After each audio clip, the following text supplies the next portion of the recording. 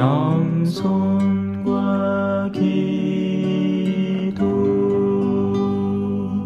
천미 예수님. 자, 그러면 시작하도록 하겠습니다. 성부와 성자와 성령의 이름으로 아멘. 하늘에 계신 우리 아버지, 아버지의 이름이 거룩히 빛나시며 아버지의 나라가 오시며 아버지의 뜻이 하늘에서와 같이 땅에서도 이루어지소서. 오늘 저희에게 일용할 양식을 주시고 저희에게 잘못한 일을 저희가 용서하오니 저희 죄를 용서하시고 저희를 유혹에 빠지지 않게 하시고 악에서 구하소서. 아멘.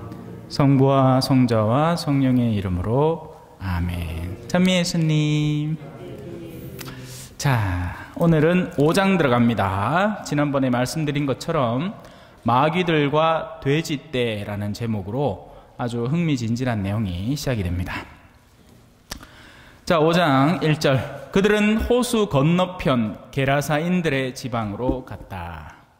예수님께서 배에서 내리시자마자 더러운 영이 들린 사람이 무덤에서 나와 그분께 마주왔다. 성경에서 나오는 지형이라는 건요, 그냥 단순히 산이고 들이고 이런 것을 초월적으로 넘어서서 높은 곳과 낮은 곳이 있습니다. 높은 곳은 하느님께 더 가까이 다가가는 곳이죠. 그리고 낮은 곳에는 혼란이 있고 혼동이 있습니다. 그래서 물이라는 곳은 폭풍우가 치고 파도가 넘나드는 정신사나운 곳이고요. 반면 육지는 단단한 땅을 지닌, 제가 재작년이었죠. 2020년도에 제가 포항에 있을 때 울릉도를 2번을 갔다 왔거든요. 한 번은 사목 방문 명목으로 갔다 왔고, 그때는 날씨도 좋았고 괜찮았어요. 그런데 10월 때쯤인가 이 소울스테이라는 프로그램이 있어가지고 그 소울스테이 홍보를 위해서 제가 카메라하고 장비를 들고 이제 배를 타고 갔는데 죽는 줄 알았습니다. 진짜. 그 앞에 토하는 봉지가 있거든요. 그 배를 타면 그거를 3개를 다 채웠어요. 네, 정신이 하나도 없더라고. 그래서 물은 혼동의 자리입니다. 네, 물은 혼란함과 정신사나움이 있습니다. 반면 육지는 단단한 땅이 있죠. 그래서 배에서 내려서 육지를 밟으니까 정말 땅에 뽀뽀하고 싶더라. 그 심정을 알겠더라고요. 예? 그 개척민들이, 그죠? 그 험한 파도 타고 가다가 마침내 육지를 발견해서 내리면 땅에 움푹 엎드리는 그 이유를 알겠더라고. 여튼 성경의 그 이미지는 그렇습니다. 근데 오늘날 이런 요소들이 다 뭐라고 하죠? 극복되고 있는 거죠. 극복되니까 감이 없는 거예요. 옛날에는 산을 간다 하면 호랑이를 만나거나 산적을 만날 위험을 감수하고 산으로 올라가는 겁니다. 힘든 구간이고 어려운 영역이죠. 그런데 지금은 뭐 산에다 터널 다 뚫어놨죠. 뻥뻥뻥. 그래서 산이라는 걸 내가 굳이 저기를 높이 올라갔다 내려갈 필요가 있나, 그죠? 터널 그냥 통과하면 끝나버리는 일인데, 모든 기술과 과학의 혁명들은 우리를 성경이 우리한테 전해주는 고유한 영역에서 거리를 상당히 뒀기 때문에 오늘날 현대인들은 성경을 읽어도 옛날 같은 감흥으로 읽어내기가 쉽지가 않은 겁니다. 예, 우리 왔다 한샘이. 자, 딴따단 Congratulations.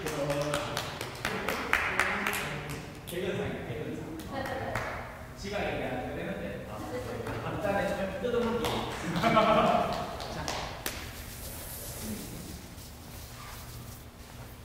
계속 갑시다. 그래서 예수님께서는 이제 배에서 갓 내려서 사람들이 머무르는 땅으로 들어가시는 거죠. 그런데 거기에서 더러운 영에 들린 사람이 그 안에 같이 숨어 있었던 겁니다. 너무 이제 그 지형적인 거는 일단 대충 그 정도로 감만 잡고 넘어가도록 해요. 자, 더러운 영이 들린 사람. 요즘 더러운 영 들렸다고 난리치는 사람 못 보죠? 왠지 아세요? 전부 다 심리적인 영역으로 분류되어 버리기 때문입니다. 요즘은 정신적인 어떤 질환으로 다 간주를 해서 정신과 의사를 찾아가지 사제를 찾아와서 기도해달라는 사람은 없습니다. 아직까지 제가 있던 남미의 볼리비아에는 의사를 만나기가 힘든 구조로 되어 있습니다. 일단 돈이죠. 돈이라는 장벽이 어마어마해요. 예, 병원 가면 무조건 돈이야. 가는데 택시를 잡아 타는 것도 돈이고, 그 병원에 가서 등록하는 것도 돈이고. 그것도 볼리비아 병원은 웃긴 게 이래요. 우리는 병원 가면 병원 안에서 엑스레이 찍고 검사하고 뭐 이런 순서가 딱딱딱 돼 있지 않습니까? 암만 작은 병원이라도 하다못해 쪼매난 엑스레이는 다 갖고 있잖아요. 그죠? 볼리비아는 웃긴 게 환자를 데리고 가잖아요. 그러면 이걸 찍어오래. 의사가 이 부분에 사진이 필요하니까 찍어오래. 그러면 그 찍는 데는 어디 있는데? 병원 안에 없어. 밖에 나가야 돼요. 그 부러진 사람을 데리고 밖에 찍찍 걸어 나간다. 그래가 밖에서 찍어가 사진 나올 때까지 기다리가. 그것도 그 비용대로 다 내고, 그거가 만약에 병원이 여있고 찍는 데가 또 한참 떨어져 있으면 택시 잡아 타고 택시 비용 다 내고 그렇게 사고 앉았는 거예요. 네. 죽으란 얘기지. 돈 있는 사람들은 시내 종합병원 좋은 거 만들어 놔놓고는 그거 들어가고 한꺼번에 다 하고 돈 다 내면 되니까 돈 쎄 빚이게. 그거는 빈부격차가 어마어마하거든요. 근데 가난한 사람들은 극하고 앉았는 거예요. 극하는 통에 성질은 성질대로 막 미친 듯이 날 것 같아요. 특히나 나는 또 왜 한국에서 의료의 혜택을 받고 왔잖아요. 이 말도 안 되는 짓거리를 하고 있는 거예요. 예.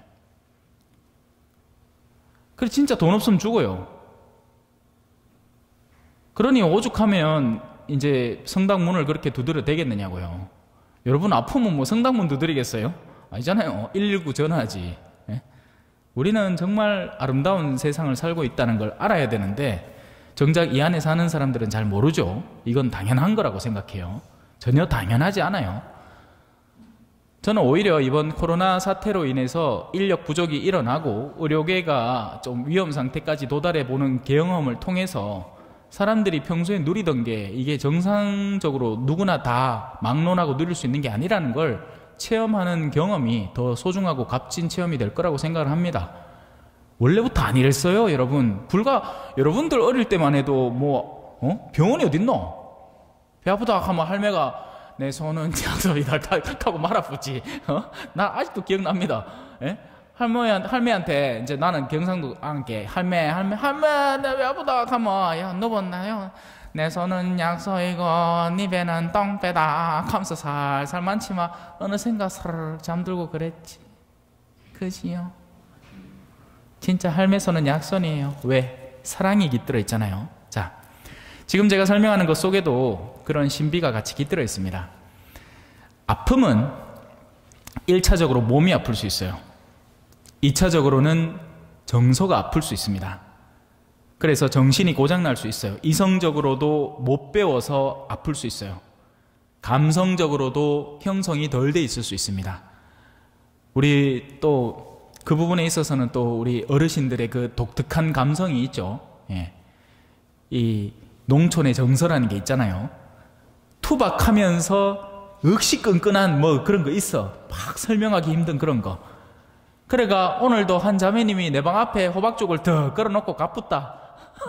내가 먹기나 말기나 당신은 내한테 주고 싶고 그냥 걸어놓고 가면 그냥 내 알아서 먹는 거지. 그래갖고 일부러 전화번호 찾아가 전화 드리가 아이고 고맙습니다 잘 먹겠습니다 인사를 드리지. 예, 그게 도리다 싶어가. 예. 유자씨 잘 먹게요. 예.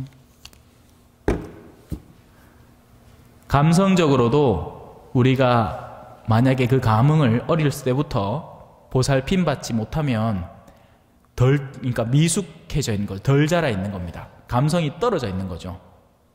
하지만 어릴 때부터 그런 감성 교육을 충분히 받고 자란 아이는 굉장히 막 그런 친구들 있잖아요. 막 감탄하는, 어머, 어쩜 저렇게 나무에서는 색깔이 아름다운 향기처럼 날까? 뭐 이런 뭐 시적인 표현하는 아들 있잖아.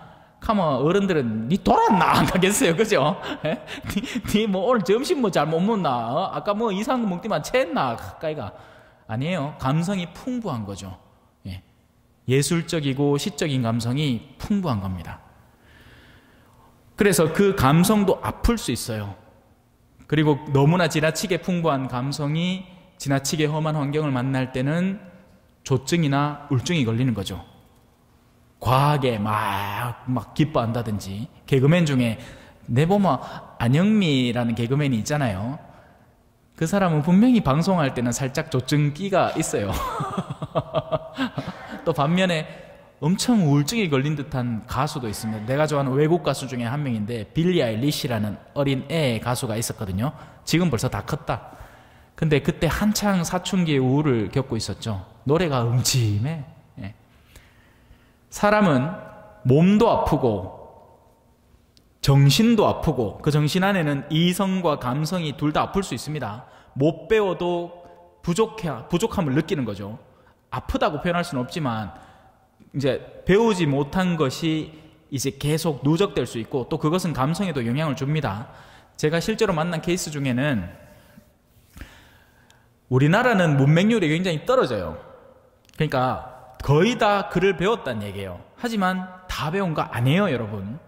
다 배운 거 아닙니다. 그래서 밥 모임을 이렇게 하면 어르신들 중에 아이고 내 뭐 눈이 침침해 안 빈다 하면 또 옆에 할매 눈치 없이 지 안경 더 빌려준다.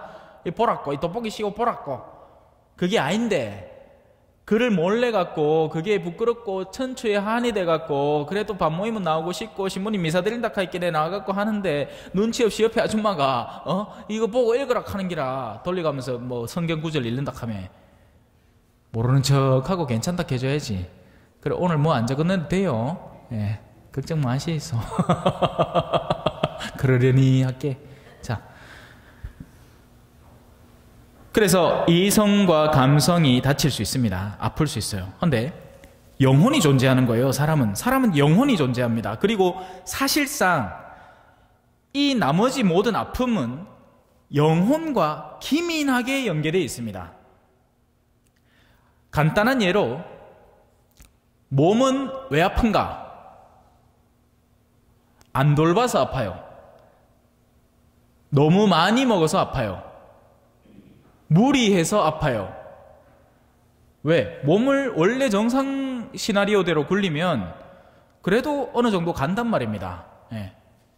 다시 우리가 왜 자동차도 때 되면 윤활유 갈아주고 브레이크 패드도 바꿔주고 타이어도 갈아주고 와샤액 또 여주고 하마 그냥 가. 근데 어느 날 고속도로를 올려갖고 막 미친 듯이 밟아부는 거예요. 그러면 엔진 다 터집니다. 예. 그러다가 윤활유는 뭐 안 간지 막 10,000km, 20,000km 다 돼가는데 시커먼 게 막 나오는데 바꿔지도 않으면 이 썩은 피가 도는 거하고 똑같은 거예요. 그러면 결국 차가 박살 나는 겁니다. 예. 우리 초전 자동차의 우리 형제님 있잖아요.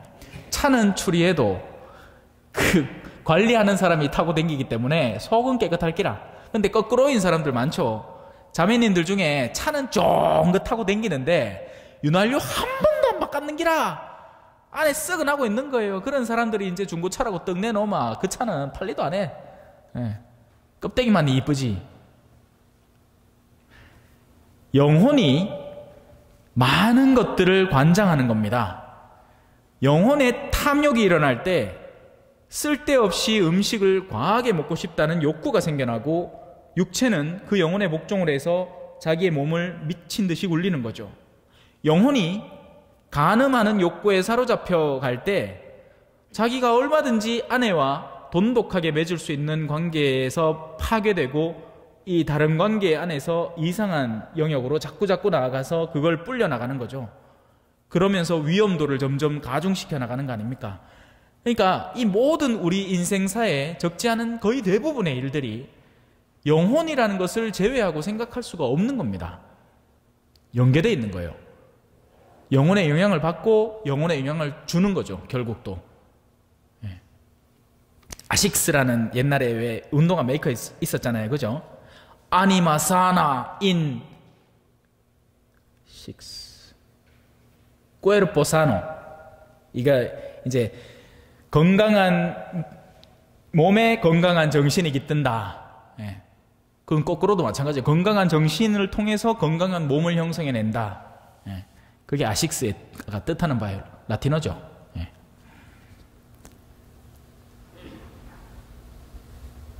그래서 영이라는 게 분명히 존재하는 겁니다. 지금 여러분 안에도 각자 고유한 영이 있는 거예요. 그리고 그 영은, 육체는 지금 사람마다 다 다르잖아요. 그죠? 누구는 흰머리, 누구는 검은머리, 누구는 흰머리인데 염색해가 검은머리. 누구는 쪽잡아 째진 눈, 누구는 부리부리한 눈. 근데 여기서 앞만 부리부리하다 해봐요.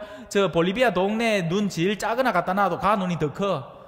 도토리 키재기지 뭐. 우리끼리 그어서 요 앞에 째고 앞 트임하고 뒤 트임하고 생 잡아 째고 뜯고 막 깨붙이고 생쇼를 하고 앉았다. 아이고, 그죠? 왜 그래 잘하노, 그죠? 제가 연구를 많이 했거든요. 예, 어디까지 성형을 하나. 정말 여러분 그거 아세요? 허리를 줄이기 위해서 갈비뼈를 잘라내는 수술도 있어요. 허리를 잘록하게 보이기 위해서. 미친 거죠. 예, 정말 미친 거죠. 그게 바로 영에서 비롯되는 겁니다. 영에서. 충분히 이쁜데, 이게 더 웃긴 건 뭐냐면요, 우리가 이 얼굴을 갖고 외국에 나가잖아요. 그러면 외국 사람들이 다 합니다. 어머야, 어쩜 그렇게 눈이 이쁘노 합니다. 뭐라고? 진짜 이 눈이, 에? 이 쪽잡아 째진 눈이 아시아틱하고 정말. 여러분, 외국 사람들이 이쁘다 하는 동양인들 보마, 우리 시선으로 보마 억시 못생기서요. 할리우드 배우 중에 루시 리우 알죠? 루시 리우. 모르는구나. 옛날에 미녀 삼총사 하는 옛날 영화 보마, 그 중에 이제 한 명이 루시 리우가 있어요. 보마 뭐 얼굴 찔쭉하게 해가 이상해. 눈 쪽잡고 째지가 뭔 신기있어. 근데 외국 사람이 보마 가가 억시 이쁜 인터내셔널한 미인인 거예요. 근데 정작 우리는 몰라. 우리는 애써 바비 인형 같은 그런 스타일, 외국 사람 스타일을 닮으려고 그래야 잡아째고 늘리고 땡기고 생쇼를 하고 앉았다. 어르신들 주름 없애려고 요마 요래 째가 붙이고, 가슴 흉터 없애려고 들어가 요 쪽째가 그 안에 있는 거 보형물 집어 여가 닫아뿌고. 나중에 나 70대면 뭐가 왜 하노 나. 안 그럴라요? 허리 구부러질 낀데. 자, 이제 쓸데없는 소리 그만하고. 영혼이 존재하는 겁니다. 영혼이. 근데 그 영혼은 두 영혼뿐이에요.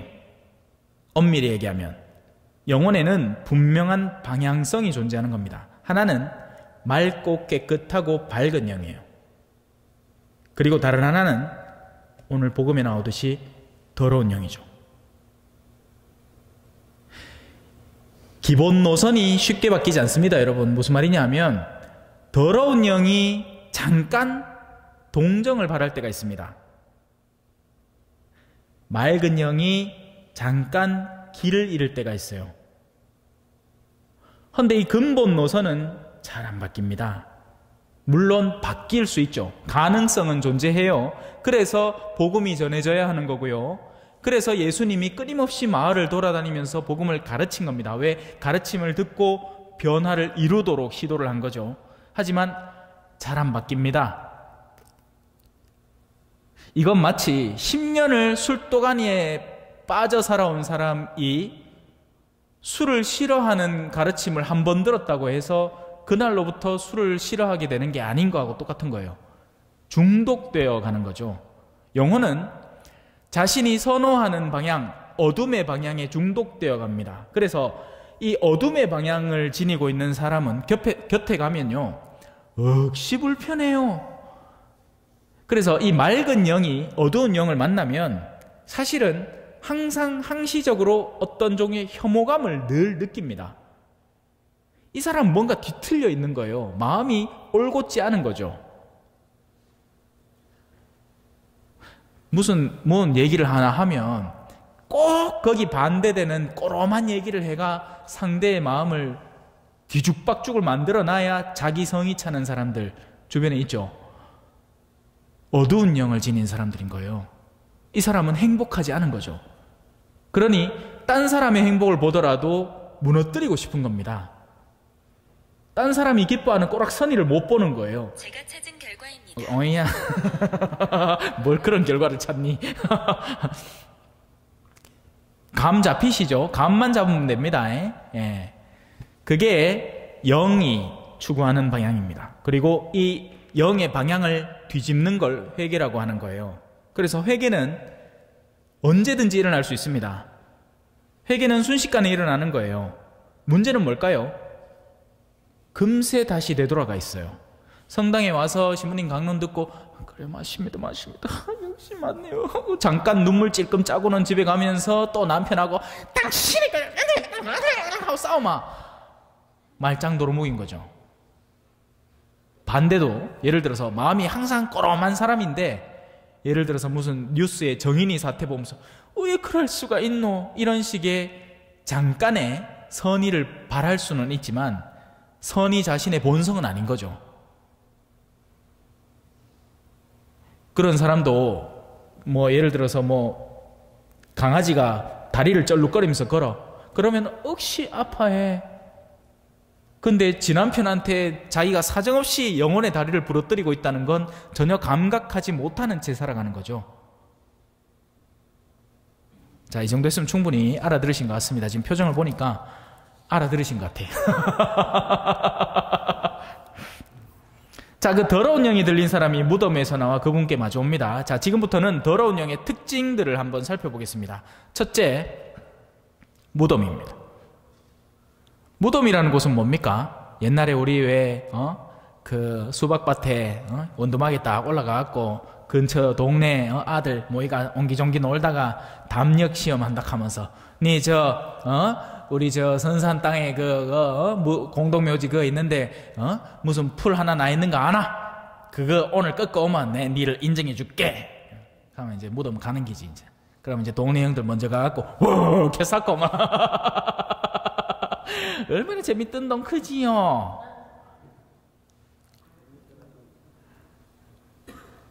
무덤은 죽은 자들의 영역이에요. 더러운 영에 들린 사람은 산 사람과 함께 섞여 살 수가 없습니다. 그래서 무덤에 살아요. 자, 이건 뭘까요? 그럼 실제 무덤에 살까? 아니죠. 무덤과 같은 영역에 산다는 겁니다. 살아있는 대화는 이런 겁니다. 진짜 솔직하게 나를 표현해낼 줄 아는 사람은 살아있는 사람이에요. 오늘 제가 여러분에게 뭔가를 적어내라는 것도 여러분의 그 글을 통해서 많은 것들을 사실은 알 수 있기 때문에 암만 짧은 글이라도 살아있는 사람의 글이 있는가 하면 그렇지 않을 수도 있기 때문이죠. 죽어있는 사람들은 뭘 하느냐? 앵무새 같은 역할을 합니다. 오늘 뉴스에서 이거 봤는데 어떤 사람이 이렇게 해갖고 저렇게 하라 갔대. 그러니까 자기 생각이라는 건 하나도 없습니다. 거기에는 전부 다 어디서 주워 들은 말, 다른 이의 말, 다른 사람의 의견 이런 것들을 그냥 반사해내는 거예요. 거울이에요. 거울. 자기는 살아있지 않은 거예요. 죽어있는 사람들인 거죠. 친구들 모임 가마 어떤 모임은 정말 갔다 오면 내가 정말 그 사람들과의 만남, 우정을, 관계를 통해서 마음이 풍성해지는 느낌을 받는가 하면 어떤 모임은 가고 막 2시간, 3시간을 지키고 왔는데 마음이 훌쩍해서 집에 돌아왔네가 되는 기라 뭐가 허전해. 억시 짓겠거든요. 막 2시간, 3시간을 짓겠어. 근데 돌아와서 마음을 살펴보면 마음이 뭔가 텅 비어있는 느낌인 거예요. 왜냐하면 한 얘기라고는 전부 다 무슨 땅 얘기, 돈 얘기, 무슨 사업 얘기, 누가 뭐 어디 가고 뭐 잘 받는 이야기, 뭐 온갖 잡다한 이야기들을 잔뜩 쏟아놓고는 왔지만 마음이 허전해지는 거죠. 죽어있는 이들의 공간이에요. 영이 죽어있는 곳. 그곳이 무덤이죠. 그래서 여러분들의 생활 환경을 점검해 보실 필요가 있습니다. 여러분은 어디에서 생동감을 느끼는지를 아셔야 돼요. 아니면 계속 죽어있는 이들을 만나게 됩니다. 그리고 그들이 편해 오히려. 왜? 살아있는 이들은 내가 솔직히 드러나야 되기 때문에 이 생생함을 내가 견뎌내지를 못하는 겁니다. 그래서 더러운 영이 들린 사람은 무덤을 선호합니다. 무덤이 있는 곳이면 거기에는 더러운 영이 들린 사람들이 모여 있다고 보시면 되는 거죠.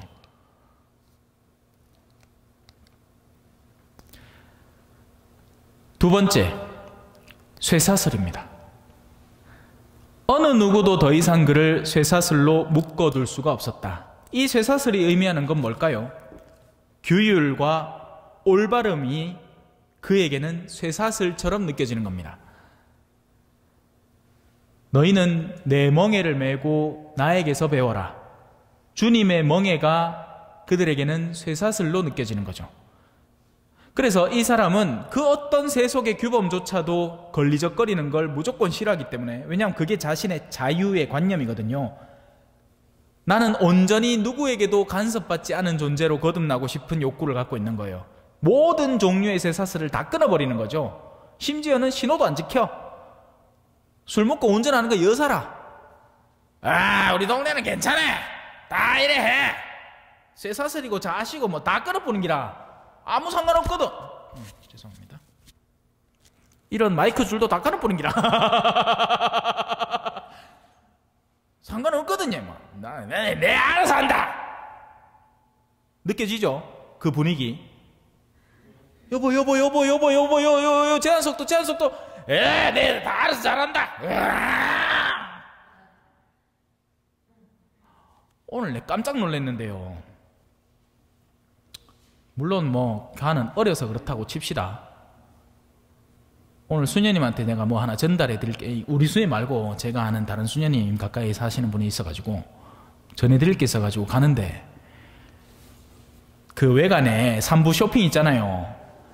그 신호등도 아무것도 아니고 도로 한중간에 내가 차를 이제 타고 살살 가는데, 다행히 앞에 쳐다보고 살살 가니까 다행이지. 하나가 자전거를 타고 쉥 지나가는 게야요. 와, 진짜 10년 감수했네. 가는 한 번 그라라는 아닌 것 같아. 벌써 몇 번을 그랬는 것 같아요. 쇠사슬을 끊어버리는 거죠, 그냥. 뭐 지금 요즘 애들이 더 무서운 거 알죠? 촉법소년 캐갖고 지 멋대로 하려고 합니다. 이게 아이들은 여기까지 해서 어디까지 자기가 저지레를 할 수 있나, 장난질을 할 수 있나 항상 검증을 하거든요. 그래서 위험 있는 어른이 이놈 그러면 안 돼 하면 쫄지만, 해보고 그게 괜찮다 싶으면 그때부터는 미친 듯이 그걸 합니다. 걔도 똑같아요. 걔도 안 되는 건 분명히 안 돼라고 하는 표시를 내줘야 그때 멈추지. 제가 그래 복돌이 넘버1을 그렇게 훈련을 열심히 시켰는데 고마차에 친기가 아프고, 이제 두 번째부터는 또 몰기 시작한다. 얼마 전까지만 해도 이가 쪼매나니까 물어도 하나도 안 아팠거든요. 그러니까 뭐 니 물기나 말기나 해라. 근데 요새부터 또 상처가 나기 시작해. 그래 이제 훈련 들어가야 됩니다.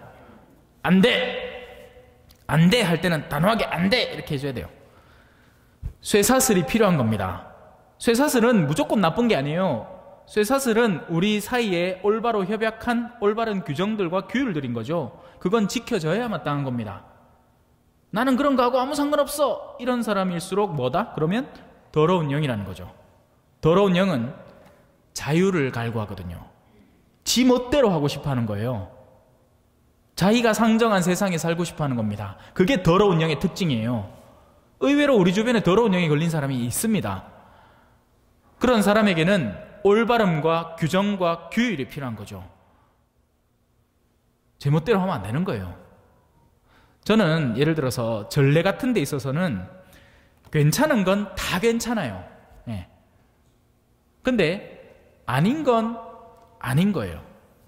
그리고 그렇게 서서히 바꿔나갈 겁니다. 근데 다행히 코로나 덕분에 안 하던 게 너무 많아가지고 그냥 새 판 짜면 될 것 같아요. 살살. 교회가 순수하게 그러니까 신자들에게 신앙을 전하기 위한 목적으로 발달시켜 온 게 아니에요. 어떤 때는 요 기회를 통해서 뭐 돈도 한번 벌어볼 수 있겠다, 이런 걸로 덧붙여진 것들이 사실 좀 있습니다. 예를 들어서 구유예물 같은 거 원래부터 있는 거 아닙니다, 여러분. 그런 게 없어요. 근데 그렇게 한번 하니까 이게 본당 재정에 쏠쏠하게 도움이 되거든요. 그러니까 그런 게 자꾸 늘어나는 거예요. 덧붙여지고. 그러면 일시적으로는 좋겠죠. 맞죠? 본당에 도움이 될 거 아니야. 장기적으로 어떻게 될 것 같아요? 신자들이 겁을 실실 내는 겁니다. 그래서 가톨릭은 교무금이 짠 거예요. 왜? 교무금 말고도 딴 거 내야 될 게 쎄삐 있거든. 툭하면 이창금 하잖아. 이번 주에 또 할걸. 이번 주에 뭐 하더라? 쟤 있던데 그 남미 돕는다고, 볼리비아하고 돕는다고 이창금 또 한대요. 군인주일 또 있지, 뭐 있지. 예루살렘 성지 복구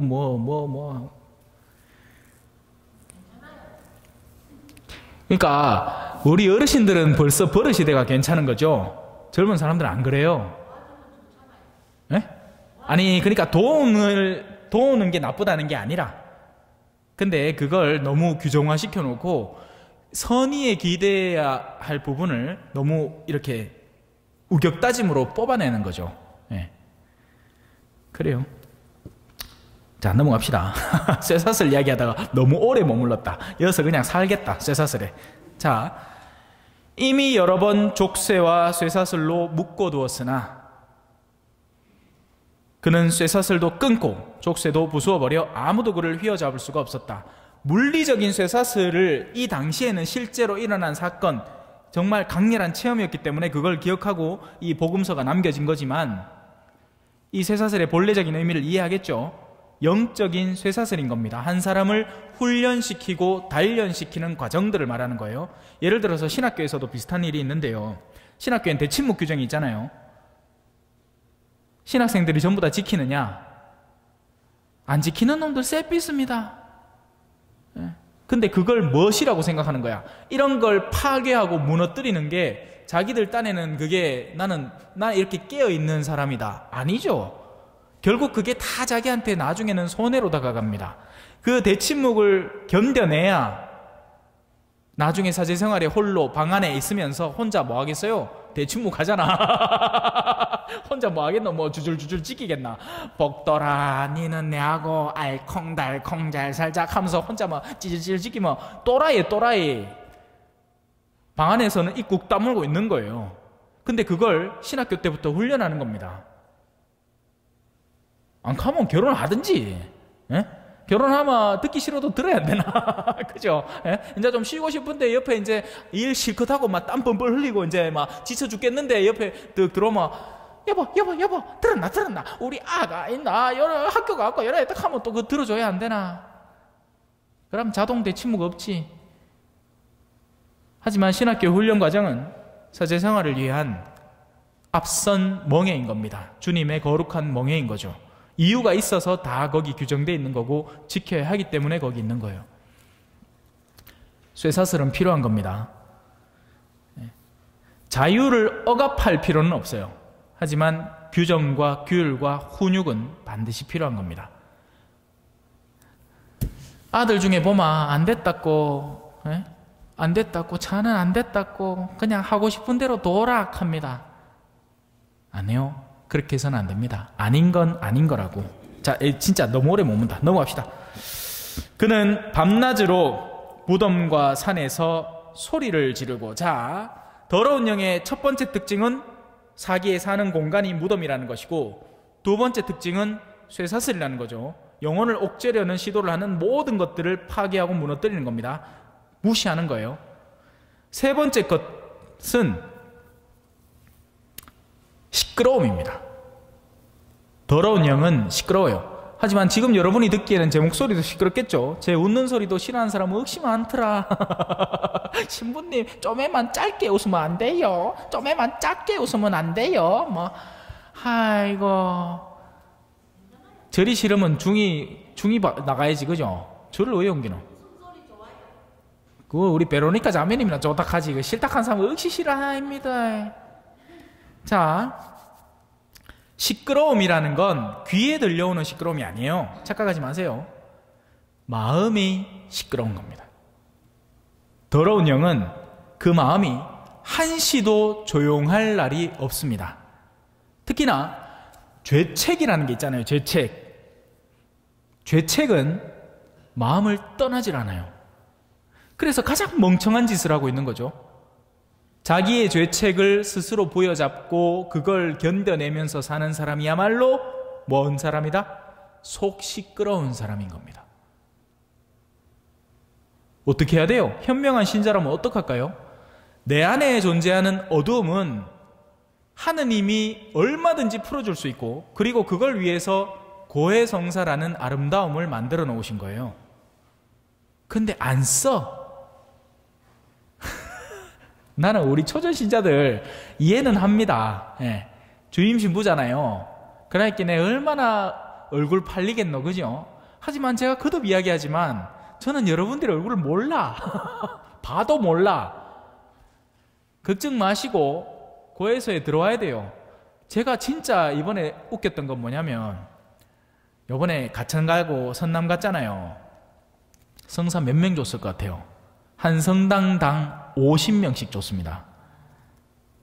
딴 사람들은 베라가 신부님이 성사 준다 카이끼네 얼른 와갖고 성사 보려고 애를 써가 성사를 보는데, 우리 성당은 매 평일 미사 30분 전마다, 또 거기에 더해서 미사 때 제가 얘기를 했죠. 성사는 여러분의 권리라고, 언제든지 오시라고, 낮에도 좋아 밤에는 조금 싫어.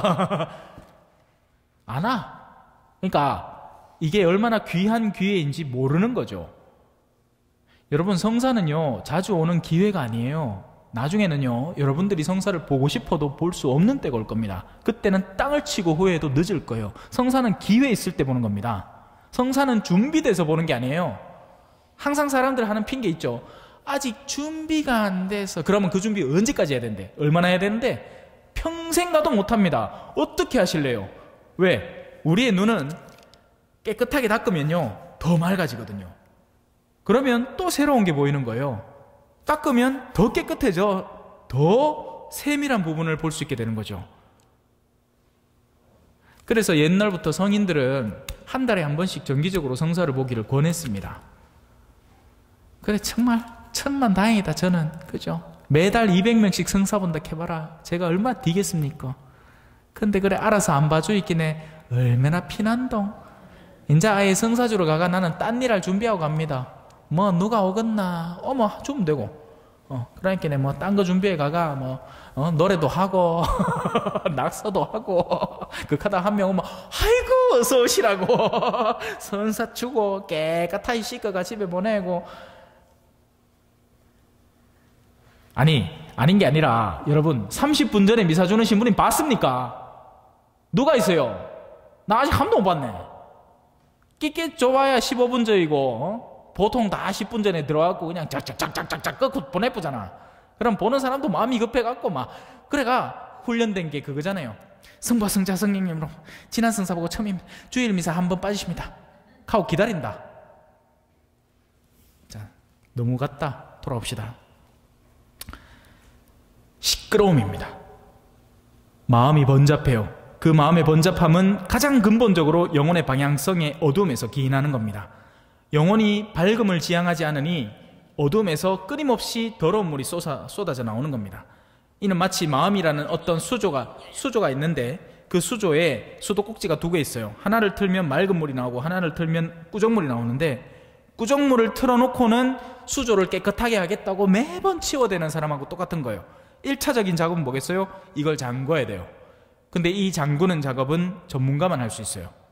예수 그리스도만이 할 수 있습니다. 그분의 은총을 입은 사제가 얼마든지 용서해 주겠다고 지금 나서고 있으니 기회 있을 때 많이 보세요.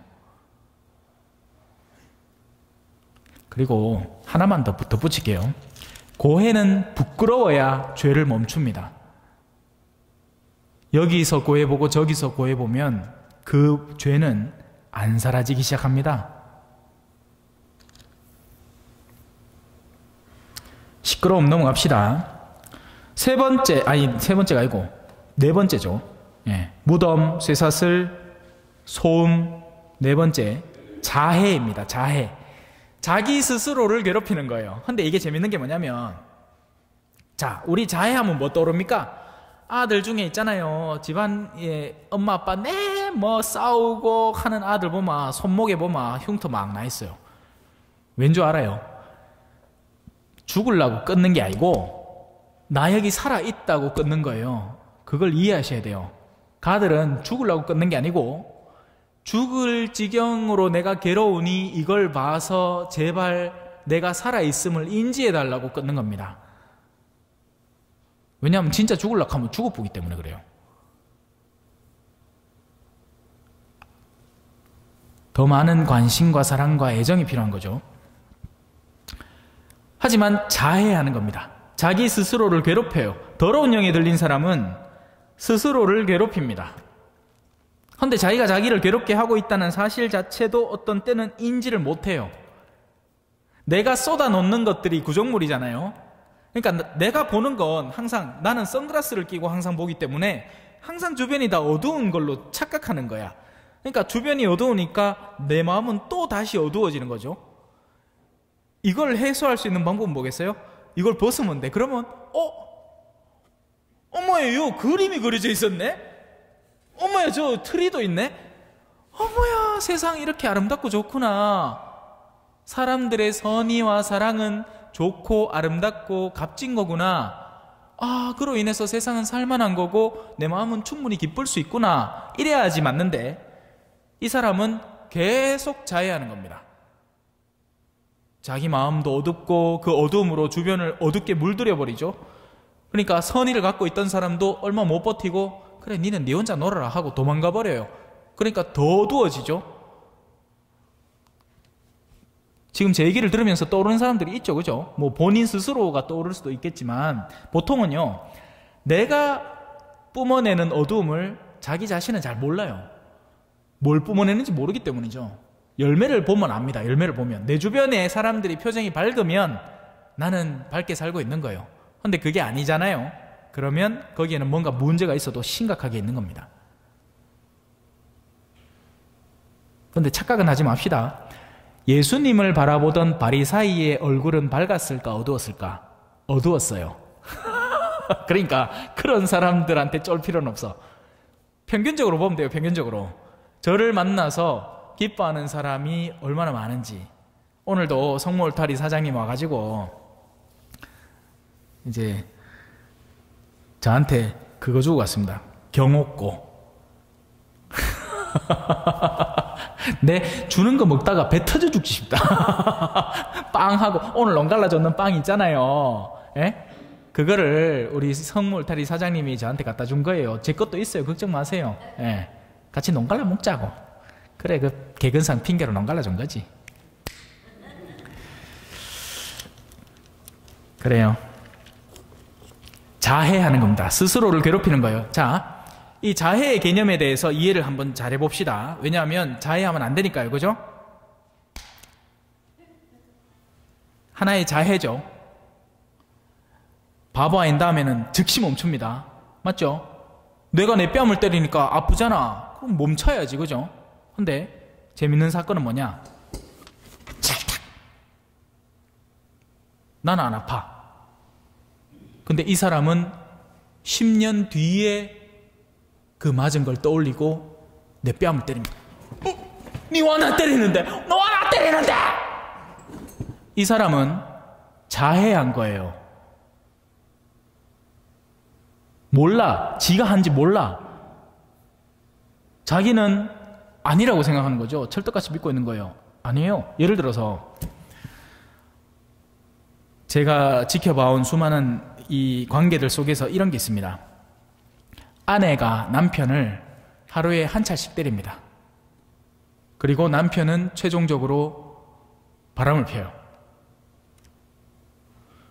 한 차씩 때린 건 안 드러나요. 그리고 바람은 극명하게 드러나죠.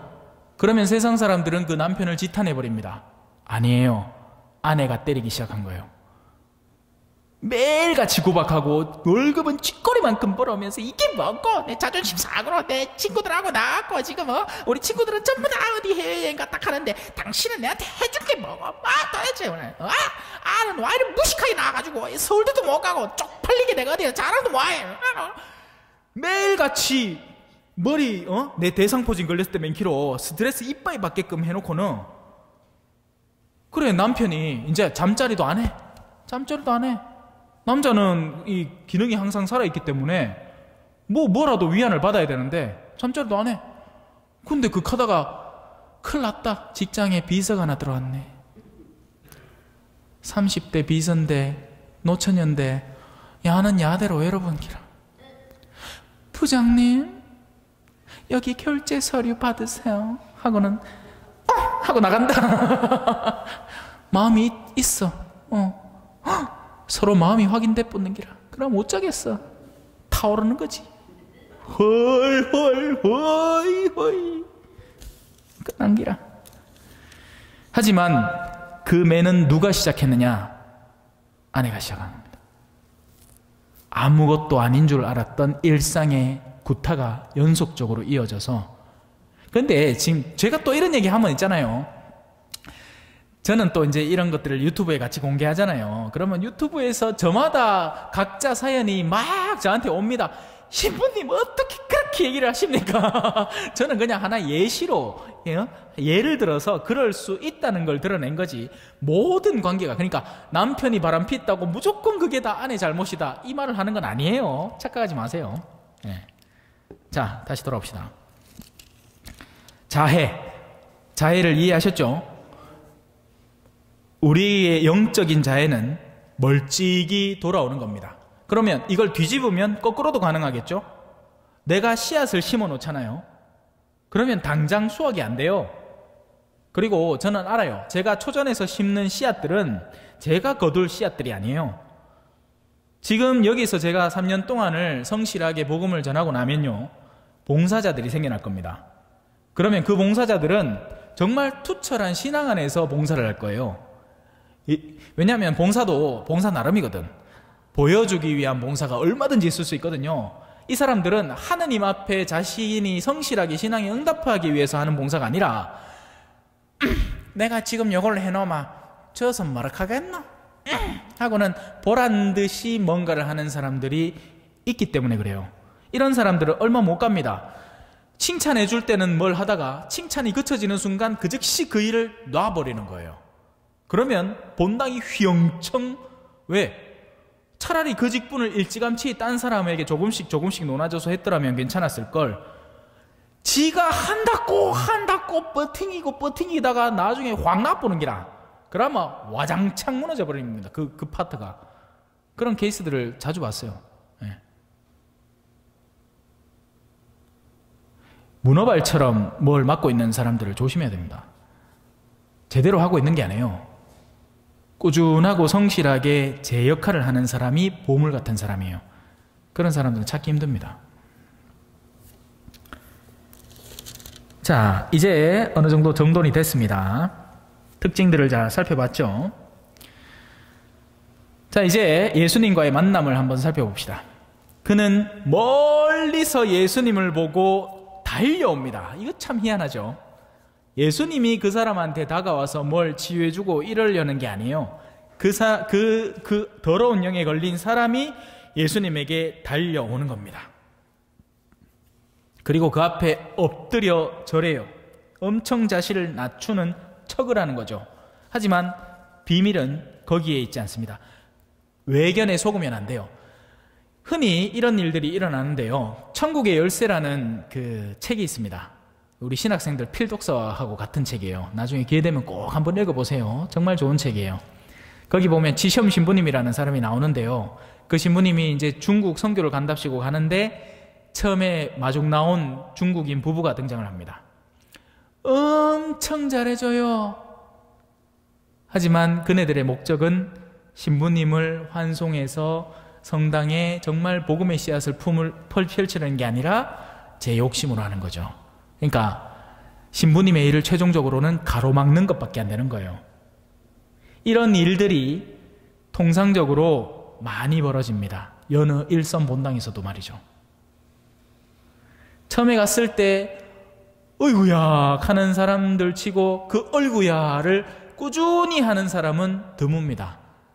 초장에 좋은 인상을 남기기 위해서 그렇게 할 뿐, 그 뒤에 자기를 성가시게 하는 일이 생겼을 때는 팍 토라지는 게 통상적이에요.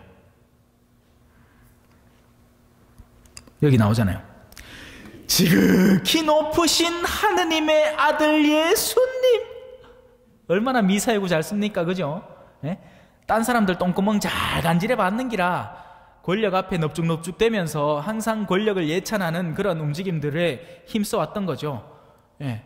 자기보다 좀 지위가 높고 나한테 득이 될 만한 존재다 같으면 앞에 가서 막 지문이 없어질 때까지 막 샤샤샤샤샤 빌어댔던 그 성미가 그 고스란히 살아있는 겁니다. 하지만 여기 있죠. 당신께서 저와 무슨 상관이 있습니까? 예수님이 상관없는 사람은 없습니다. 예수님은 모든 이와 상관이 있어요. 모든 이를 구원하고 싶어 하세요. 하느님의 이름으로 당신께 말합니다. 선 넘죠? 선 넘죠? 하느님의 아들이니까 하느님의 이름으로 얘기하면 닥치겠지. 이 생각을 하는 겁니다. 이 천박한 영이, 더러운 영이. 이런 일들은 실제로 일어납니다. 권력에 힘입어서 이 사람 입을 막아버리겠다. 하지만 착각하는 거죠. 하느님은 그런 걸 원치도 않을 뿐더러 하느님은 예수를 이 세상에 보내셨어요. 뭘 하라고? 복음을 전하라고. 더러운 영에 들린 사람을 구원하라고 보냈습니다. 그래서 지금 예수님이 하는 일은 바른 일이에요. 해야만 하는 일인 거죠. 헌데 하느님의 이름을 빌어 그 예수님을 가로막으려고 시도를 하는 겁니다. 이 더러운 영이 가짠치도 않게. 어디 앞이라고 감히?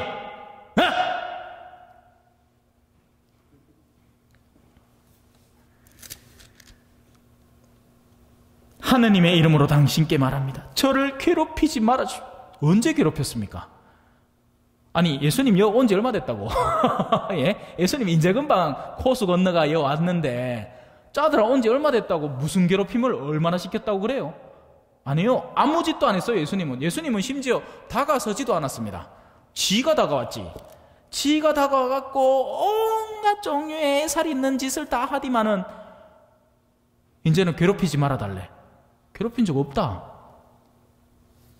예수님께서 그에게 더러운 영아 그 사람에게서 나가라. 끝이에요. 예수님은 말 한마디로 끝입니다. 사실 말도 필요 없어요. 어이 그럼 끝이야. 죽은 여아 살리는 거 기억나죠? 달리타 쿰 하면 일어납니다. 나자로야 나오너라 하면 죽었던 사람도 나와요. 그래서 말씀뿐인 거예요. 예수님은.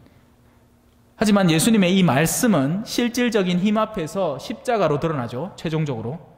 힘 자체가 사라지는 게 아니에요. 그 힘은 예수님의 몸을 갈기갈기 찢을 수 있습니다. 사실상.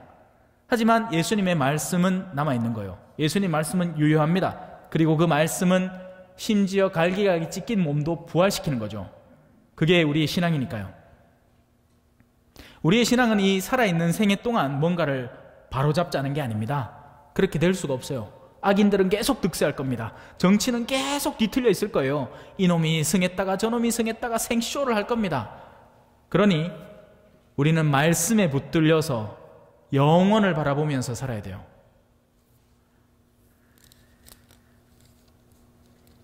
예수님께서 그에게 내 이름이 무엇이냐 하고 물으시자 그가 제 이름은 군대입니다. 저희 수가 많기 때문입니다 하고 대답하였다. 여러분, 사실 성경 안에서 우리가 다 이해할 수 있는 게 아닙니다. 영의 작용에 대해서는 특별히나 더 드러난 계시를 그냥 받아들일 뿐이에요. 이해할 수가 없어요. 왜? 영은 근본적으로 보이질 않잖아요. 과학적 검증의 대상이 아니지 않습니까? 어떻게 할 거예요? 누군가가 예를 들어서 이 중에 빙이 돼 있다, 실제로. 그러면 그 사람의 내면에 어떤 영이 있는지 어떻게 분별할 겁니까? 저에게는 분별의 잣대가 있습니다. 왜? 그 사람이 하는 행실을 보면 알아요. 거짓의 영에 사로잡힌 사람은 끊임없이 거짓말을 합니다. 불만과 불평의 영에 사로잡힌 사람은 사사건건 다 불만이에요. 뭐 하나 그 사람 입에 걸리면 긍정적으로 나오는 게 없어요. 아무리 아름다운 대상을 갖다 줘도 그 사람은 추악한 것으로 뒤바꿔버립니다. 그래서 그런 사람하고는 차라리 거리를 두는 게 낫죠. 가족이 아닐 때. 가족이면 어쩔 수 없고, 가족은 어쩔 수 없어요. 가족은 같이 살아야지 뭐.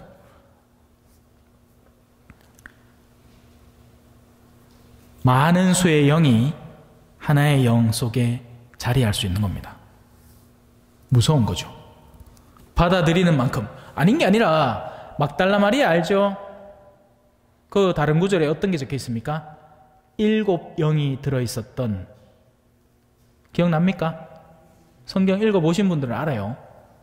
7이라는 숫자는 완전을 의미해요. 하나씩 하나씩 받아들인 겁니다. 음탕, 분노, 탐식, 탐욕, 이런 것들을 하나씩 하나씩 받아들여서 정말 악의 화신처럼 존재하고 있었던 거죠. 그런데 그럼에도 그 더러운 영을 뽑아낸 그 영은 구원받아야 됩니다. 그리고 막달라 마리아는 그걸 완수해냈죠. 오늘도 마찬가지고요. 자, 그리고 나서 예수님께 자기들을 그 지방 밖으로 쫓아내지 말아달라고 간곡히 청합니다. 자, 지금 여기서 드리는 이 청은 누구의 청입니까? 더러운 영들의 청이에요. 그러면 더러운 영들은 목적이 뚜렷합니다. 하나, 자기의 안락을 꾀해요. 어떤 식으로든. 둘, 그와 동시에 자기를 괴롭히는 존재의 파괴를 꾀합니다. 그래서 지금 이들이 추구하는 바, 그 지방 밖으로 쫓아내지 말아달라고 하는 건 첫째, 자기들이 그 지방에서 안락함을 누린다는 얘기입니다. 이건 나중에 나와요. 둘째, 지방 밖으로 쫓아냈을 때는 자기들이 힘을 쓸 수 없는 어떤 영역에 힘을 가하기 위함입니다. 목적이 있어서 그래요. 두 번째가 뭐라고 그랬죠? 자기를 괴롭히는 깨끗한 영을 괴롭히기 위한 게 목적이에요. 그래서 밖으로 내보내지 말아달라고 한 거예요. 지금 잘 따라오고 계신지 모르겠어요. 지금 엄청 내적인 내밀한 이야기를 하고 있는 중입니다. 더러운 영이 어떻게 힘을 쓰고 어떤 역할을 하고 어떤 활동을 하는지를 드러내는 거예요. 여러분들이 이 분별을 갖고 있으면 더러운 영이 하는 활동을 어렵지 않게 분석해낼 수 있습니다. 아, 그래서 그렇구나. 아, 뭐 그렇다면 그렇게 하렴. 자, 여기에서 더 웃긴 건 예수님은 그렇게 하라고 합니다. 무슨 말이에요? 받아들이겠다는 거예요. 뭐가 있든 너희가 어느 고을에 들어가든 너희에게 차려주는 상을 먹어라. 주임 신부가 어디에 파견을 받아 가든 거기에 있는 신자들을 끌어안아야 되는 겁니다. 그 자체로. 그게 전부인 거예요. 거기에 좋은 음식이 있으면 맛있게 먹으면 되고 좋은 음식이 없으면 싫은 대로 있는 거 주는 거 먹으면 되는 겁니다. 언제까지? 그 고을을 떠날 때까지 말이죠. 굉장한 메타포, 비유, 상징법입니다. 귀 있는 사람 알아들으세요. 자, 일단 8시가 됐으니까요. 오늘 마지막 날이니까 오늘 바쁘신 분이 혹시 계시면 가시고 나머지 분들은 조금만 더 시간을 할애해 주세요. 예, 그리고 바쁘시면 언제라도 끊고 중간에 가셔도 저는 뭐라 안 하겠습니다. 예. 마침 그곳 산 쪽에 노하기르는 많은 돼지떼가 있었습니다. 돼지가 상징적으로 드러내는 것은 재화입니다. 재화. 아닌 게 아니라 우리 뭐 대림절 때도 돼지 저금통을 나눠줬죠. 꽉꽉 채워갖고 배 이빨 벌리 오란 얘기했죠. 예? 금전적인 사람들의 마음을 이끄는 찬란함이에요. 지금 돼지라고 표현을 해서 더럽고 추접은 걸로 보이지만 아니죠. 돼지는 값비싼 동물입니다. 아무나 못 먹는 동물이에요. 그 고기는 엄청 귀하고 비싼 값에 팔리는 겁니다. 재물이에요. 그래서 그 탕자 있잖아요. 탕자에 비유해서 둘째 아들이 밖에 돌아다니다가 뭐로라도 배를 채우려고 합니까? 돼지들이 먹는 쥐엄나무 열매로라도 배를 채우려고 하는 거예요. 그러니까 새 속에서 쾌락을 통해서 자신의 영혼의 공허를 채워보려고 했던 거죠. 이해가 되십니까? 저런 게 간 거예요. 저런데 무슨 다방, 오아시스, 노래방 뭐 이런 데 가갖고 막 노래도 불러보고 뭐 옆에 아가씨하고 놀아도 나보고 뭐 할 거 다 해봤는 거야. 근데 마음이 안 채워지는 거죠. 아버지의 집으로 돌아가야겠구나. 그래서 묵시록에는 이런 표현도 나오잖아요.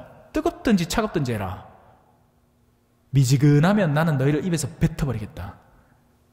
그리고 그 일은 실제로 일어날 겁니다. 미지근한 영혼은요, 아무짝에도 쓸 바가 없거든요. 차라리 차가워 보면 뜨거운 온기를 그리워하게 돼요. 그래서 더러운 영들이 예수님께, 자 이제 두 번째 청이죠. 지방 밖으로 쫓아내지 마라. 저희를 돼지들에게 보내시어 그 속으로 들어가게 해주십시오. 아까의 그 그대로의 목적이 여전히 유지되는 겁니다. 첫째, 일단 그 사람 안에는 예수님이 나가라 했으니 그 명을 수행해서 더 이상 들어오기 힘든 상태가 됐고, 그럼 두 번째로 안락을 누리는 데가 어디냐? 돼지들이 노는 곳인 겁니다. 돈이 미친 듯이 활개치는데 사람들이 조금만 계기만 주면 땅 문제로 머리를 쥐어뜯고 싸우고 심지어는 칼부림을 할 수 있는 그런 영역, 나를 그곳으로 보내주시오. 나는 거기가 편하오. 나를 거기다 보내주면 수많은 사람들을 휘어잡아서 내 새로운 제물로 삼을 것이오. 물론 내 원래 본향은 이 사람 2,000마리가 원래 있던 그 사람 영혼이 나에게는 가장 맛깔스러운 먹잇감이었지만, 이제 주님이 오셔서 그 사람에게서 나가라 하니 어쩔 수 없이 더러운 영들은 그 명에 순응하는 수밖에 없습니다. 하지만 두 번째 안락한 곳으로 무엇을 찾느냐? 돼지떼를 찾은 겁니다. 재화를 찾은 거죠. 사람들의 악의다툼을 찾은 거예요.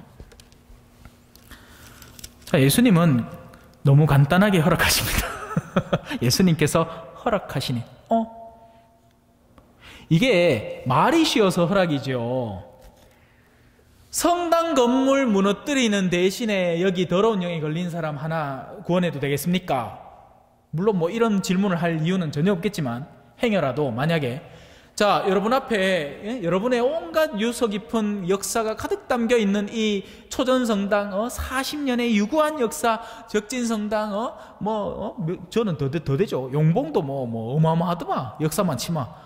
자, 이 세 건물을 설령 망창 무너뜨리는 일이 생긴다 하더라도 저는 여기 있는 한 사람의 영혼을 구하는 게 차라리 낫겠습니다. 허락하시겠습니까? 쉽지 않은 결정일 거예요. 지금 여기 계시는 분들이야 무너뜨려 있어 천막 치고 미사하면 되지 가겠지만서도 이 진료에 집착해 있는 사람들에게는 이건 어마어마한 도전인 거죠. 돼지떼 2,000마리의 돼지떼예요. 200마리도 아니고 20마리도 아니에요. 2,000마리입니다. 그 돼지떼를 희생할 테니 이 사람을 살릴란다. 예수님은 따로 딜하지도 않았어. 가라, 살아라, 끝이에요. 왜? 돼지 2,000마리보다 이 사람의 영혼의 구원이 예수님께는 더 가치로운 일이었기 때문에 그렇습니다. 이러니 성당에서 만약에 누군가가 사목적 지향을 세우고 그 목적을 따라서 가자 할 때, 거기에 자신의 개인적 야욕과 이익들이 충돌될 때 그 사람들이 가만히 있겠냐고요? 가만히 안 있죠. 가만히 안 있습니다. 미친 듯이 달려들죠. 예수님께서 허락하시니 더러운 영들이 나와 돼지들 속으로 들어갔다. 하고 막 무다다다다다다다 비탈길을 내려 달려가지고, 돼지는 그 전까지만 해도 비탈길 높은 곳에 있었습니다. 자, 제가 처음에 설명할 때 지형을 설명한 이유가 그거예요. 돈이 다 더러운 건 아니에요. 돈이 다 더러우면 선교 사업을 어떻게 할 것이며, 아까 얘기한 다음 주에 2차 헌금을 하는데 그 헌금으로 볼리비아 같은 데 가서 그 펀드, 여러분들이 도와주신 그 비용으로 사람들한테 막 성탄 선물이라고 비닐봉지에 식용유 같은 거 넣고 쌀 넣고 이래가지고 나눠줘야 되는데, 그리고 나눠주고 그걸 차에다 실어가지고 그 차는 4,000cc인지 5,000cc 기억은 안 나만 엄청 좋은 차, 그래야지 그 험한 시골길을 막 달리죠. 그걸 운전해갖고 선교사 신부들이 막 가갖고 집집마다 한 개씩 나눠준다. 에? 돈 없으면 뭐 해야 합니까? 돈이 있어야 할 수 있는 거예요. 돈도 깨끗한 목적으로 쓰일 때는 깨끗해요. 하지만 더럽고 탐욕스러운 돈으로 변하기 시작하는 겁니다. 높은 곳에 있던 돼지떼들이 비탈길을, 더러운 영들이 들어가자마자 비탈길을 내리달려서 혼돈의 영역으로 들어가는 거죠. 딴 사람의 피를 흘려가며 번 돈은 절대로 깨끗한 돈이 아닙니다, 여러분. 예를 들어서 여기 외국인 노동자들 많이 올 거 아니에요. 규정된 대로의 몫을 챙겨줘야, 그리고 나서 벌어들인 거면 깨끗한 돈이에요. 그런 거면 하나님 앞에 바쳐도 부끄럽지 않은 돈이에요. 그런데 얼마 전에 왜 그랬잖아요. 그 한 대 자다가 얼어 죽었다 아이가. 여러분 딸내미 같으면 그런데 자기 하겠습니까? 하지만 일꾼이니까 자기 하는 겁니다. 상관없기 때문에. 비용적으로 벌금 내는 게 낫기 때문에. 그래요. 그런 거죠. 그렇게 해서 벌어들인 돈은 아무리 많이 벌어도 결코 좋은 결과를 낼 수가 없습니다. 아무리 그런 돈을 모아다가 성당에 예물 바치고 한다 하더라도 깨끗해지지 않는 거예요. 예. 돼지들이 호수에 빠져 죽습니다. 자, 돼지를 치던 이들이 달아나서 그 고을과 여러 촌락에 알립니다. 이 지방 밖으로 벗어나지 않게 해주십시오. 이해합니까? 사람들은 무슨 일이 났는지 보려고 옵니다. 그리고 예수님께 와서 마귀 들렸던 사람, 이전까지만 해도 미친 듯이 고함 지르고 무덤에서 살고 그 사람이 깨끗해져 있어요. 맨정신으로 옷 입고. 여기가 어디죠? 하고 있는 거야. 여러분들 왜 저를 쳐다보고 계세요? 뭐 이렇게 하고 있는 거야. 헌데 주변에서 몰려온 사람들은 그 사람의 존재를 압니다. 왜 모를까요? 왜? 옛날에 우리 동네에 한 명씩 있었잖아. 머리 휘휘 돌리면서 돌아다니는 아들. 제 살던 황금 아파트, 저는 구미 신평동 살다가 대구 황금동으로 이사 갔거든요. 임대주택 한참 있을 때, 에? 그때 동네에 유명한 형 하나가 있었는 거예요. 에? 맨날 돌아다니며. 동네 사람들이 다 압니다. 근데 그 사람이 멀쩡해져 있어. 하지만 아무 상관없어요. 왜? 저거 집 돼지가 죽었거든. 이씨. 군대라는 마귀가 들렸던 사람이 옷을 입고 제정신으로 앉아있는 것을 보고는 기뻐한 게 아니고 그만 겁이 났다. 그 일을 본 사람들이 마귀 들렸던 이와 돼지들에게 무슨 일이 일어났는지 그들에게 이야기해 주었다. 어떤 사유로 이런 일의 결과가 도출되게 됐는지 소소하게 다 설명해 줍니다. 예수님이 그냥 도착하시니까 그 사람이 달려와서 엎드리면서 생쇼를 하더만 예수님이 그냥 나가라 하니까 그 즉시 나갔다. 어디로? 2,000마리 돼지떼로. 그러자 그들은 예수님께 저희 고장에서 떠나주십사고 청하기 시작하였다. 예수님, 나가주세요. 저는 당신이 필요가 없습니다. 저희는 당신이 필요가 없어요. 제가 원하는 건 2,000마리의 돼지떼를 4,000마리로 만들어주는 거였지, 당신이 와서 더러운 영을 뽑아내는 건 저는 원한 적이 없습니다. 나가주십시오. 당신은 이 공동체에 어울리지 않는 사람입니다. 우리 같은 공동체에는 참외 모종 더 잘 빨리 해가 수확을 억심하게 해주는 그런 사람이 필요하지, 집집마다 돌아다니면서 축복을 막 이빠이 줘가 재산을 막 증식시켜주고 불려주고 우리의 모든 편의를 돌봐주는 그런 사람을 필요로 하지, 하느님이 무엇을 원하는가 그것을 위해서 열정적으로 일하는 사람 필요 없습니다. 나가주십시오. 그리하여 예수님께서는 배에 오르십니다. 가락하게 가야지. 그죠? 왜? 딴 데 복음 전할 때가 천지빛깔이거든요. 뭐가 아쉽다고요? 매달려갖고 내 좀 받아도 생각 한 번만 더 해도 내 좀 받아갖고 내요 좀 해만 좀 있다가 좀 쉬다 갈게 할 이유가 전혀 없어요. 가면 돼. 왜? 세상에는 복음을 전할 곳이 한도 끝도 없이 널려 있는 겁니다. 당신의 생은 짧고요, 한계가 있는 거예요. 얼마 남지 않은 생이에요. 그 생 동안 최선을 다해서 자신의 복음을 들으려는 이들의 한 사람 한 사람을 더 붙들어 살려야 되는 겁니다. 뭐가 아쉽다고 그 매달려 있겠어요? 뭐예요? 마귀 들렸던 사람이 문제가 아닌 거예요. 2,000마리의 돼지떼를 사랑하는 그 모든 사람들이 사실은 하나의 희생양으로 잡고 있었던 사람인 겁니다. 그래서 그는 깨끗해지고, 그리고 원래의 현실이 돌아온 것뿐이에요. 사람들은 마귀 들린 거죠. 이제 자, 돼지떼가 물에 빠져 죽었습니다. 고을을 떠나지 말아달라고 부탁을 했어요. 이제는 그 동네에 2,000마리의 더러운 영이 나뒹굴고 있는 겁니다. 누구를 찾아서? 희생양을 찾아서, 새로운 숙주를 찾아서. 그래서 아마 그날 저녁부터 집집마다 싸움이 시작될 거예요. 당신이 이제 어쩔 끼고 우리 집에서 키우던 돼지 20마리 그 2,000마리 섞이갖고 죽었는 거 알아 모르나? 이제 우리 이제 해갖고 이제 졸업하면 이제 취직도 시켜야 되고 결혼도 시켜야 되고 그 돼지 요거 3마리 팔아갖고 그걸 낳겠지만 이제 당신 어쩔 끼고 막 미친 머리 쥐뜯고 싸우고 낸들 뭐 어쩔 수 있나? 그 사람이 와고 왜 따이가 그래 쪼까버렸다 됐나 막 하면서 미친 듯이 싸우고 있을기라. 이해되죠? 그 고장이 마귀 들린 겁니다.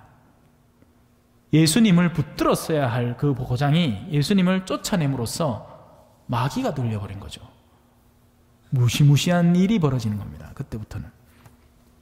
자, 막이 들렸던 이가 예수님께 같이 있게 해주십사고 청합니다. 얼마나 같이 있고 싶겠어요, 그죠? 모양새를 보잖아요. 저 그 집 돼지 죽게 했다고 예수님 쫓아내려는 사람들이 그득한 곳인데 그 장본인이 자기잖아. 내한테 들어있던 마귀가 나가서 돼지떼들 죽게 한 결과가 뻔하잖아요. 그러니 이제 예수님 따라가고 싶은 거예요. 근데 예수님이 얘기합니다. 노노노노노노노노. 예수님께서는 허락하지 않으시고 그에게 말씀하셨다. 집으로 가족들에게 돌아가서 주님께서 너에게 해주신 일과 자비를 베풀어 주신 일을 모두 알려라. 집부터 시작해라. 너희 집부터 너에게 어떤 일이 벌어졌는지 시작해서 거기에 씨앗을 뿌리고 싹을 틔워라. 그리고 지금 이 동네를 떠돌고 있는 2,000마리의 더러운 영, 바로 너라는 하나의 인물로서 하나씩 하나씩 변화되고 바뀌어 나가는 회개의 과정을 체험할 것이다. 그래서 그는 물러가 예수님께서 자기에게 주신 모든 일을 데카폴리스 지방에 선포하기 시작하였다. 그러자 사람들이 모두 놀랐다. 성부와 성자와 성령의 이름으로 아멘. 영광이 성부와 성자와 성령께 처음과 같이 이제와 항상 영원히 아멘. 그동안 중간에 많이 빼먹은 날들이 있긴 했지만서도 그래도 이 2021년도 우리 신자 재교육 제가 계획한 대로 잘 이끌어간 것 같습니다. 다음 학기는 언제 시작할지는 모르겠어요. 저도 방학이 좀 필요하겠죠. 예, 좀 쉬고 좀 충전하고 그리고 나서 돌아오도록 하겠습니다. 준비되면 알려드릴 테니까 신청하셔서 들으셔도 좋고, 영상은 항상 유튜브에 올라가니까 굳이 날 추운데 안 와도 된다 싶으면 그냥 집에서 들으셔도 돼요. 예. 적어놨는 거는 앞에다 모아다 주시고 볼펜은 기념으로 가져가시고요. 선물 안 받으신 분들은 여가 선물 받아가시고 그러면 되겠습니다. 수고하셨습니다.